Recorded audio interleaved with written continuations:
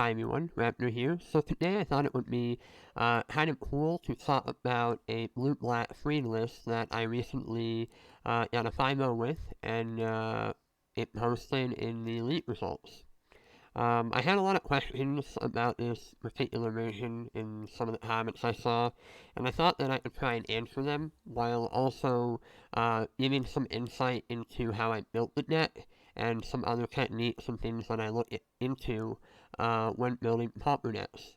I think you can use this knowledge outside of pauper as well.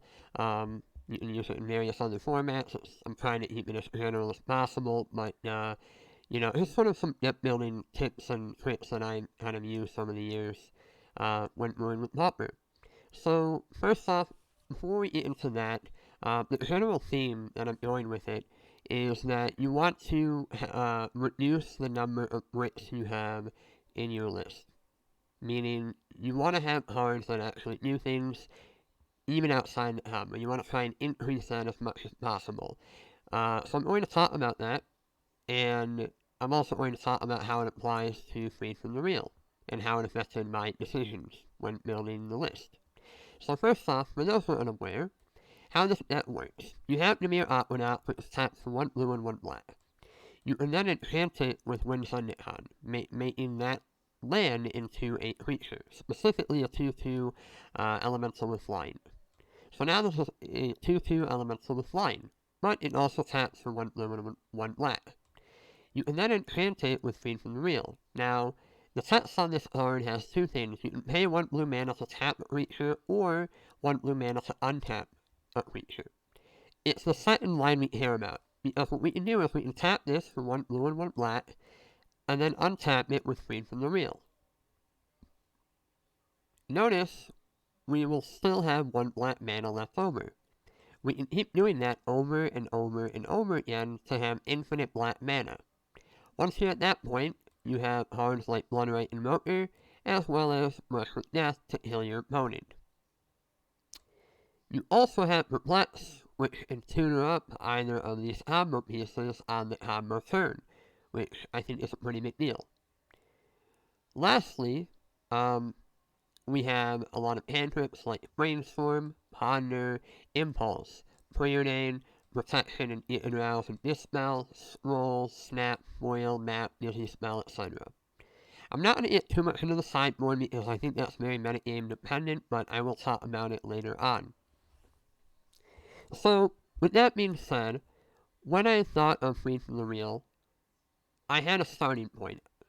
Because this idea is not new to me. Free from the Real has been around for quite some time. However, I think this list is new, and I haven't seen blue-black free combo really anywhere. Now, I don't think this deck is tier 1. I still think it's, probably on the fringe, but I would say that it's a lot better than the traditional free from the Real lists that I have seen. And I'm going to talk about that and illustrate it with this list here. Now, if you notice, there's a couple things. First off, there's no bounce land, right? Which makes sense, because in this list, they're trying to go for infinite mana. And they're doing that with Gift of Paradise and Fertile Ground, right? They don't need a bounce land, they're going to use these, right? So that way they can get infinite mana, specifically infinite mana of any color. Typically it'll be infinite blue mana, and then you can use Mallet Invoker to heal your opponent, but you generate infinite mana, and then you can tune up Mallet Invoker and go from there. Now, I want to talk about a couple things I noticed in this particular series, I believe it was Much Brew, and this is from a while back, but if you look at their discussion section, I sort of came to some of the same conclusions when I was working on the list.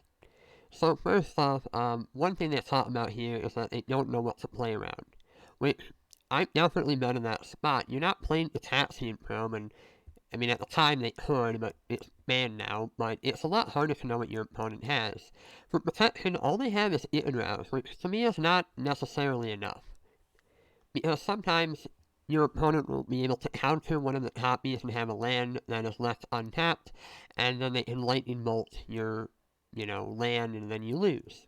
So protection-wise, it's not perfect, and it leaves you in awkward spots where you die to certain pieces of hate, which is not ideal. I don't know if I can get rid of this. Oh well. Anywho, another thing they noticed about in the discussion was that they said that they were very consistently able to sign up the infinite two-mana part of the combo. However, the issue was that they had games where they could not find our finisher. Now, here for their finisher, they only have five. They only have 5 ways to tutor it up. That's it. I'm in the same boat. I only have 5 ways to tutor up my combo as well, right? 2 of these, and then the 4 perplex, or the 3 perplex, I mean. However, now that I have Merchant Scroll, I technically have 6 ways to tutor it up, but what's also important is I'm playing 16 cantrips, where in this list they're only playing 12. So that means I'm going to be spinning my wheels a little bit more, but that's not necessarily a bad thing where all your deck is really capable of is assembling this combo and killing your opponent. It's very one-dimensional, but if you can do it consistently, that's ideal. Now, what's the problem? Well, as I stated earlier, reducing the amount of bricks in your list is what you want to try and aim to do. Typically, with a deck like this, you're trying to not only assemble Freed from the Real, Winds on Con, and Valid Invoker along with a land that taps for multiple mana, but you're also trying to assemble protection. You don't just go for it hoping your opponent has no interaction. Unless there's something like Elves or Bails or Tron, which even then Tron has some interaction, especially post-board. But unless they're not like that, you're going to need interaction, meaning you typically need what? 1, 2, 3, 4, 5 cards to combo, maybe 6. Having a lot of hand trips isn't a bad thing when you're trying to assemble a 5 to 6 card combo. So that's what I did. I reduced the amount of bricks by increasing the amount of air that I had in my combo deck. Now the question is, how did I accomplish that? Well, I cut the bricks. If you notice, this list has 4 Fertile Ground and 4 Gifts of Paradise. Those are a lot of cards that don't really do anything in multiples. You just want one, but that's it. You don't want multiples. A reasonable analogy to this is if anyone has played Sneak and Show and Legacy, one of the downsides with that deck is sometimes you just draw multiple Grizzled Brands or multiple Emeralds, and they don't really do anything outside of the first copy. And so when you draw multiples, it feels really, really bad, because they're just going to sit in your hand and do nothing. They're a brick. And if you could reduce that, it would be greatly helpful, because once again, you're a combo deck, you want everything to do as much as possible. Now, one list in Pauper that does that very well is Inside Out combo. Now, I don't want to pull that up because it'll ruin all my organization, but I can pull up some of the cards here. But for Inside Out combo, for those who are unaware of how that deck works, you have the card Tireless Tribe, which Tireless Tribe, what it allows you to do is discard a card to give it +0/+4. Seems pretty innocent on the surface, but you have the card Inside Out.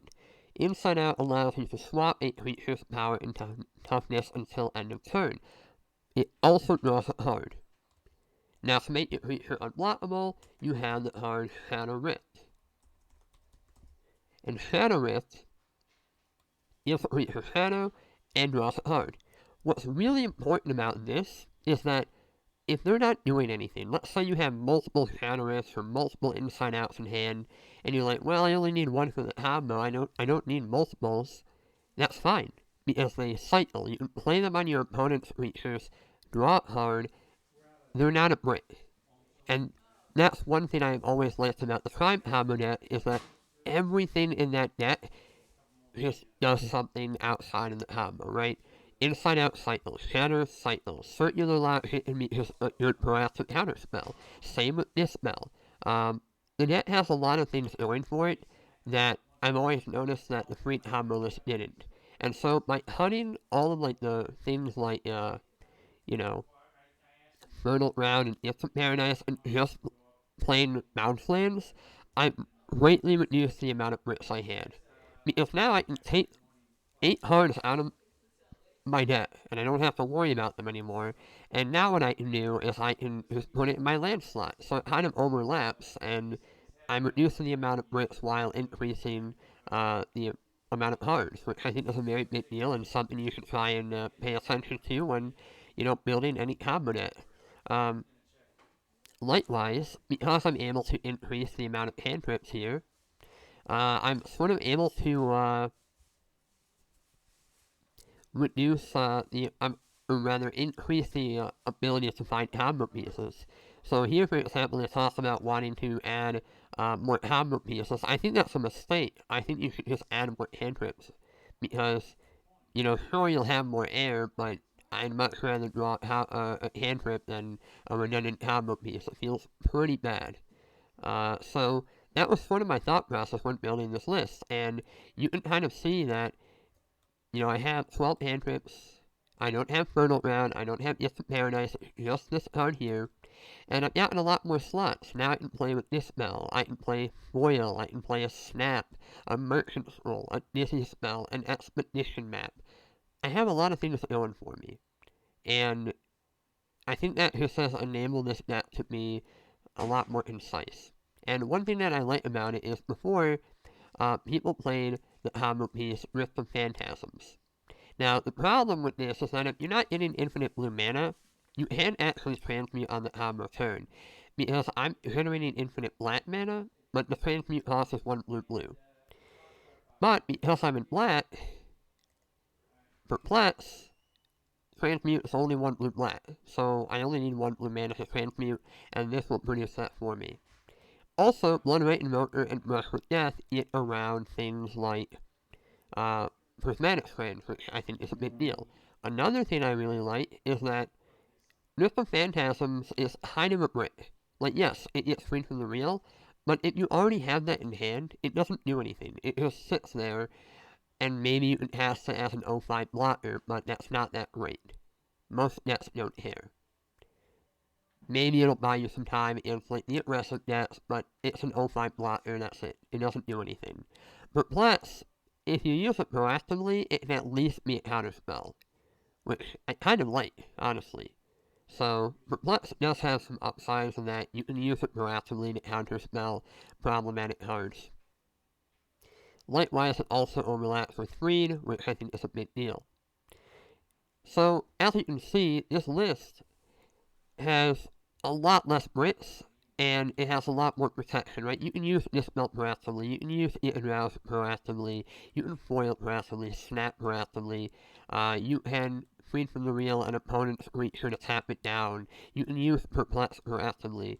You don't have a ton of cards in our list that just do nothing, that have no text. Everything does something. The only bricks I can really think of are the Brush with Death, the Blood Right Invoker, and Winds Undecon. That's really about it. You have 6 cards on your list that are kind of bricks, they're not great. Also free from the real, but what are you gonna do? That's just kind of how it is, right? The card doesn't do anything until the combo turn, and drawing multiples feels pretty bad. But you can kind of reduce that because you have a million cantrips and you see a lot of your deck. In terms of the sideboard, the only thing I want to address is that I think Moment's Peace in the Forest is a great solution because typically you crush Jeskai and Tron. Um, you can just kind of ignore what they're doing most of the time and then tap them out and kill them. But the aggressive decks, like Stompy and whatnot, can be kind of tricky because they can race you, so Moment's Peace in the sideboard helps buy a lot of time. I usually will board out the swamp for a forest and then board out all the Moment's Pieces in. So, that is the main board and the sideboard. Some of these other cards are kind of, you can do whatever you want with them, but the sideboard's been alright. But once again, you should adjust this to your metagame. I thought I could end this video just by playing some of the matches, but hopefully that kind of, or goldfishing it, I mean, but hopefully this kind of gives some insight into some of the thought process I put into building this list. I just think that I'm able to solve a lot of the problems. I have less bricks, and everything kind of has a nice overlap to it. I'm gonna mullet in this hand. Way too many lands. I'll keep it. Not the best hand, but yes, I'll keep it. Wow. A lot of aqueducts. So you can kind of see though, like imagine if this was like fertile grounds. Like multiple copies are pretty bad. So all we're looking for at this point is either hand trips or a wind con, and then I can heal them. So that's where we're at. Hit a hand trip right on time. Any order, please. Don't need any more lands, and we are flooding quite a bit, but there's not a ton you can do about that, unfortunately. But thankfully, I did find Dizzy Spell, which does let me transmute for a Wind Con. And now what I can do is I can play a land, and then I can just go for the combo next turn. So what I can do here is if my opponent only had like one piece of interaction up, I could just go like this, go like that, and if they counterspell or they do something, I have foil plus this. So I'm able to sort of have a free counterspell, and then I combo kill them reasonably quickly. Granted, if it was a more aggressive matchup, this might not have been enough, but I do have moment speeds on the sideboard to help deal with that. So you can kind of see that this particular iteration, you have a lot fewer bricks, and also, everything in here sort of has a purpose, right? If I, Perplex, for example, if I had it counterspell something, I could counterspell it. Also, what's nice about Perplex is that, unlike Rift of Phantasms, here you notice I only have one blue mana. I never actually will get to two. If I foiled, I would have lost the island. So I guess I could have sacked this for an island in this case, so it's different. But typically, you don't have multiple blue mana. You only have the one you get off this. But Perplex, thankfully, it can be transmuted using the one blue mana you have. So once you've generated the infinite black mana, you get your Bloodright Invoker or whatever you want, Rush with Death, etc. Pick it. Either or is fine, and then you can kill them. So that's kind of how it works, and I kind of like that aspect of this list, is that you just have fewer bricks. Everything does something, and I think whenever you play it Harmonet, that's what you want. Like this hand here, I mean, it's very reasonable. In fact, let me see if I can try Goldfish at quick kill. Looks like I can, honestly. I might be able to heal on turn 4. Turn 3 is a little ambitious, so you need Snap typically to facilitate that, but I might be able to get a turn 4 heal here if I go really aggressive. So here I'm going to Impulse. I found Snap, which is not bad actually. That could have been a turn 3 heal if I found it Hammer Beast. Here I think I'm going to say any order and shuffle. Okay. So here I would snap to net 1 mana, so I would still have mana left over. But you can kind of see, like, I'm finding a lot of cards here, and every turn I'm just getting. I found my combo piece. I also found a brainstorm and a perplex. So what I can do here is, if I had to, I can brainstorm, shuffle away some. Wow, we've been drawing a lot of lands, so we have been flooding quite a bit, but there's not a ton you can do about that. It's a combo that will happen some amount of the time, but regardless, you can see we're seeing a ton of cards every turn, and I will eventually be able to sort of set everything up. So here I have foil. I can tap a land, play a bounce land, return it to hand, and then I can go for the combo again with foil back up. So that's kind of nice. So I can generate infinite mana, perplex, and go from there. But you can kind of see that, sure, the deck's not tier 1. It's still free from the real, it's still going to be on the fringes. But it hopefully goes to show that the games where you flood out and draw a ton of bricks are greatly reduced. Every turn I was just hand tripping and turning through my library and finding cards, and that's a really big deal with a deck like this. Because you can only do one thing, and you kind of just have to assemble that one thing every turn, and if you increase the sort of, I guess, liquidity of it, where, it's turning through its library and every card does something and you're doing that every turn, you make it a lot better, in my opinion at least. So, Yeah, that's the net. Once again, this is not a perfect iteration, right? I'm sure other people can work on this and get something better, but hopefully that idea, reducing the amount of bricks in your list kind of comes to mind because what I noticed is some of the best hominets in Magic's history had the ability to do other things with their combo pieces or play a different game. And with Free from the Real, that is a little bit limited, right? We're still a one-dimensional net here, but we have fewer bricks, and it's a step in the right direction. Things like Splitter Twin, for example, you didn't always have to combo heal, you could play a fair game. Things like Tireless Drive combo, for the most part, every combo piece cycles, it draws cards, it does something, which is a very big deal. And if you can kind of take a step in that direction, I think you're going to like what you see and probably have an improved list. So, that's that. Thank you for watching, and I'll see you guys next time.